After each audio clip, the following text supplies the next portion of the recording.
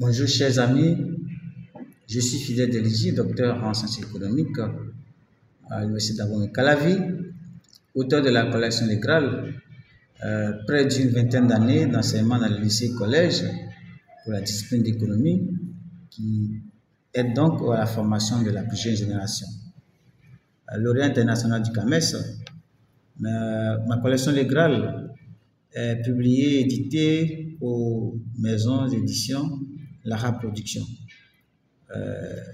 Chers internautes, je vous invite à vous abonner à ma page de publication, mais surtout à liker massivement.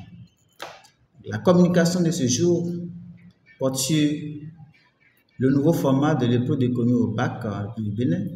Comment réussir la première partie dénommée compréhension du test? Il faut dire que pour le cas du sujet 1, la première partie porte sur la compréhension du test. De quoi est-il question? Le candidat est soumis à un texte et sur le test, il est question de vérifier sa connaissance du test, de vérifier sa maîtrise du test, de vérifier ses aptitudes à pouvoir, à partir d'un test, donner des éléments de réponse de façon précise, concise et nette. À ce niveau, le test peut comporter un document ou deux documents ou plus, mais les questions sont essentiellement 4 pour les candidats de la série B, mais 3 pour les candidats de la série G pour ce qui est du nouveau format. Pour la terminale B, donc le bac B, les 4 questions tournent essentiellement. La première, selon la position, la question qui porte sur l'idée générale ou bien sur le titre du document ou du test. Les 3 autres questions sont des questions qui permettent de relever dans le test des éléments ou bien indiquer, identifier, relever selon l'auteur quelles sont les raisons pour lesquelles. Alors, donc, si nous voulons la présenter sur cette partie, c'est parce que pour réussir cette partie, il y a des stratégies, il y a des astuces que le commun des mortels ne peut se retrouver. Il importe donc pour nous de rappeler les b.a.-ba, les éléments essentiels, les astuces, les stratégies, afin de maximiser la chance. Comme dans l'une de nos vidéos précédentes, nous avons montré qu'on peut noter la partie jusqu'à 5 points. Ce n'est pas négligeable. De toutes les questions de cette partie, la question principale, la question prioritaire qu'un candidat au bac doit répondre au brouillon, c'est la question qui porte sur l'idée générale ou bien le titre. Souvent libellé, donner l'idée générale au texte ou bien proposer un titre au texte. Donc ici, la première des choses à faire pour le candidat au bac, c'est d'avoir au brouillon son papier et donc lire attentivement le texte, paragraphe par paragraphe, chercher ce qu'on appelle l'idée générale, c'est vrai. Mais ici, quand on demande l'idée générale, les candidats par expérience disent c'est ce dont parle le test. Mais lorsqu'on demande comment trouve-t-on ce dont parle le test, les difficultés des apprenants ici, c'est qu'ils ne sont pas en mesure de pouvoir identifier ce dont parle le test. Ils vous diront, c'est ce que l'auteur dit dans le test. Ils diront, c'est le point de vue de l'auteur. Ils vous diront, c'est les idées essentielles. Ils vous diront que c'est à peu près le résumé, ce qui n'est pas exactement juste. Les astuces simples ici que nous proposons, lorsque vous voulez trouver l'idée générale du test, premier élément, c'est qu'un auteur qui a pris son temps pour parler d'un test ou d'un sujet prend la peine de développer un thème. Donc, première astuce, c'est de chercher le thème évoqué dans le test.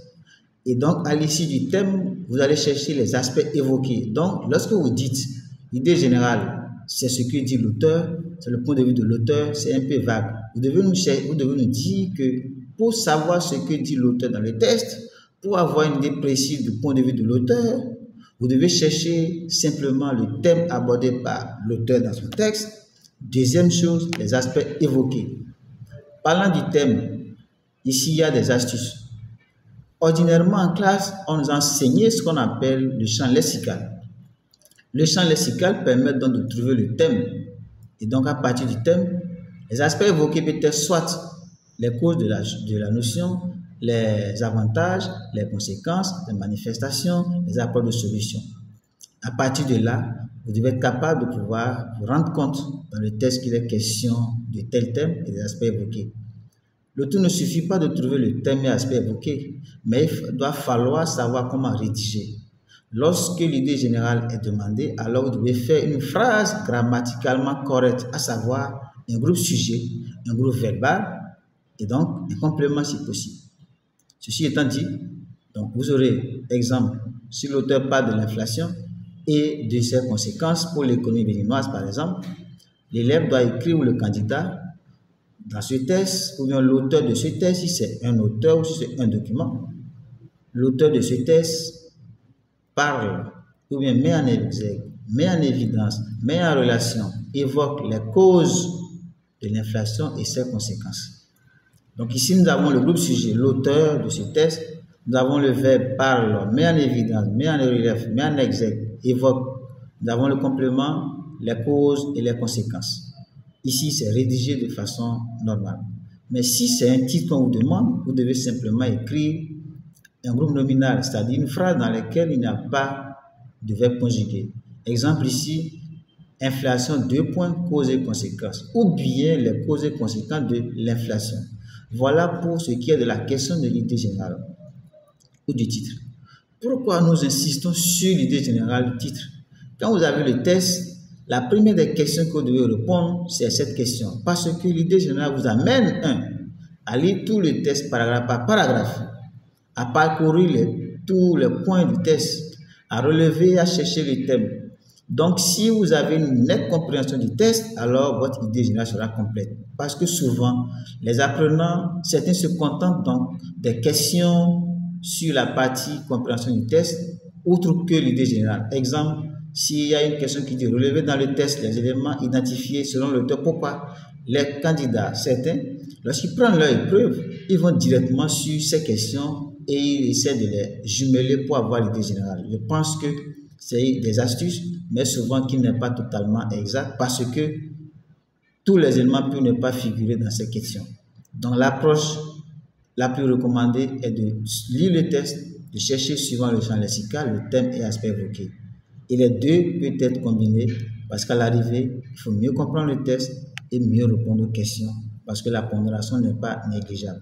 Voilà quelques astuces que nous proposons pour réussir la partie compréhension du test. Les 3 autres questions qu'on relevait dans le test les causes de l'inflation, identifier les mesures. Je dis souvent aux candidats par où je passe que la réponse à une question se trouve dans la question. Lorsqu'on dit quel est ton nom, comment t'appelles-tu, dans quel est ton nom, il y a le nom qui est le moins important. Comment t'appelles-tu, le verbe appeler. Qui es-tu, qui je suis. Donc on dit relever les causes de l'inflation, identifier les conséquences. Dans la question, le moins important c'est cause, le moins important c'est conséquences. Alors vous devez voir dans le test là où il y a conséquences ou causes et à côté les réponses sont là. Voilà comment on peut réussir la partie compréhension du test. Chers amis, je vous remercie d'avoir suivi la vidéo. Je vous invite à vous abonner et à liker massivement. Merci et très bon après-midi à vous.